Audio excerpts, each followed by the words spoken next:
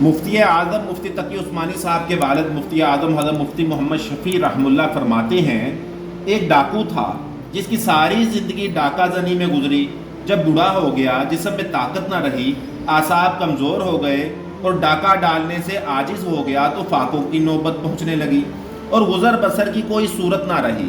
آخر اس نے اپنے دوستوں سے مشورہ کیا کہ اب کیا کرنا چاہیے۔ دوستوں نے مشورہ دیا کہ پیر بن جاؤ، سبز رنگ کا تہمد، سبز رنگ کا چوگا اور موٹے موٹے دانوں کی تسبیح اور ایک لمبا عصا لے کر کسی گاؤں کے باہر بیٹھ جاؤ اور یاد خدا میں مشغول رہو اور تصوف کی ایک کتاب مطالعہ میں رکھو اور جھاڑ پھونک شروع کر دو، پھر دیکھو کیسی موج ہوتی ہے۔ پہننے کو کپڑے، کھانے کو طرح طرح کے کھانے، خدمت کے لیے ہمہ وقت خادم موجود ہوں گے اور زندگی راحت سے گزرے گی، کچھ کرنا نہ پڑے گا۔ اس نے ایسا ہی کیا اور پیر بن کر کسی بستی کے باہر درخت کے نیچے بیٹھ گیا۔ چند روز تک لوگوں نے کوئی توجہ نہ دی، مگر ان کے مستقل قیام اور شغل عبادت نے ان کے ذہنوں میں اس بزرگ اور خدا رسیدہ ہونے کا خیال جما دیا۔ بستی میں کسی کا بچہ بیمار ہوا، دم کے لیے اس کے پاس آئے اور دم کروانے کی درخواست کی۔ اس نے دم کر دیا اور تعویذ لکھ دیا۔ بچہ تندرست ہو گیا۔ بچہ کا تندرست ہونا تھا کہ پوری بستی میں اس کی بزرگی للہیت کی شہرت ہو گئی اور لوگ اپنی مشکلات میں دوائیں کرانے کے لیے حاضر ہونے لگے اور نذرانے آنے لگے۔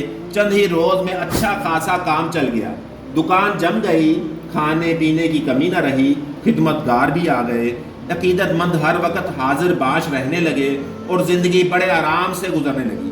جب اس کی بزرگی کی شہرت دور دور تک ہوئی تو کچھ مخلص لوگ بھی اللہ کا نام اور اس کا راستہ دریافت کرنے حاضر ہوئے اور بیعت ہو گئے اور خلوص سے اللہ کی اطاعت کرنے لگے۔ اور یہ ڈاکو پیر ان کے اشکالات اور احوال کی اصلاح تصوف کی کتابوں کے ذریعے کرتا رہا، یہاں تک کہ یہ سب اپنے وقت کے کامل ولی ہو گئے اور مراقبہ کے ذریعہ ہر ایک کا مقام معلوم کرنے کے قابل ہو گئے۔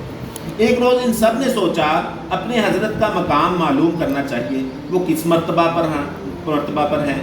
چنانچہ یہ سب کے سب مراقبہ میں بیٹھے اور دیر تک اپنے شیخ کا مقام دریافت کرتے رہے، مگر سر توڑ کوشش کے باوجود ان کے مقام تک رسائی نہ ہو سکی۔ آخر مراقبہ سے نکلے اور سب اپنی اس حرکت پر نادم ہوئے اور کہنے لگے ہم سے سخت گستاخی ہوئی، ہم اس قابل کہاں کہ حضرت کا مقام معلوم کریں، حضرت کا مقام اتنا بلند ہے، ہم میں سے اس کے معلوم کرنے کی استعداد ہی نہیں، چل کر حضرت سے معافی مانگنی چاہیے، ورنہ کہیں ایسا نہ ہو ہماری اس گستاخی سے یہ عطا شدہ دولت ہی چھن جائے۔ چنانچہ خلوت میں یہ سب اپنے شیخ کی خدمت میں حاضر ہوئے اور گستاخی ذکر کر کے معافی چاہنے لگے۔ ڈاکو کی توبہ صادق کا وقت آ چکا تھا، فوراً اس کی آنکھوں میں آنسو بھر آئے اور ٹپ ٹپ نیچے گرنے لگے۔ اس نے کہا تم لوگ میرا مقام کہیں اعلیٰ میں تلاش کرتے رہے ہو، میرا مقام تو کہیں برے لوگوں میں ڈھونڈتے تو ملتا، میں تو ڈاکو ہوں، ساری زندگی ڈاکہ زنی میں گزری، جب بوڑھا ہو گیا اور ڈاکہ ڈالنا بس میں نہ رہا تو زندگی گزارنے کے لیے یہ مصنوعی پیر بننے کا ڈھونگ رچایا۔ اللہ تعالیٰ نے آپ لوگوں کو آپ کے خلوص کی بدولت نواز دیا، ورنہ میری حقیقت اس سے زیادہ کچھ بھی نہیں۔ یہ کہہ کر پھوٹ پھوٹ کر رونے لگا اور کہا میں آج صدق کے دل سے تمہارے سامنے اللہ سے توبہ کرتا ہوں، آپ حضرات بھی میرے لیے دعا کریں، اللہ پاک مجھے معاف کر دے اور میری توبہ قبول فرمائے۔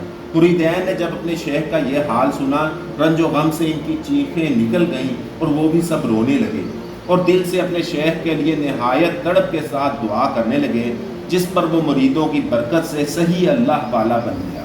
یعنی اللہ کے نام کا ضرور اثر ہوتا ہے اور اللہ کا نام اپنا اثر دکھاتا ہے، چاہے وہ ڈھونگ کے ساتھ ہی کیوں نہ کیا جائے، لیکن اللہ کا نام اپنا اثر دکھاتا ہے۔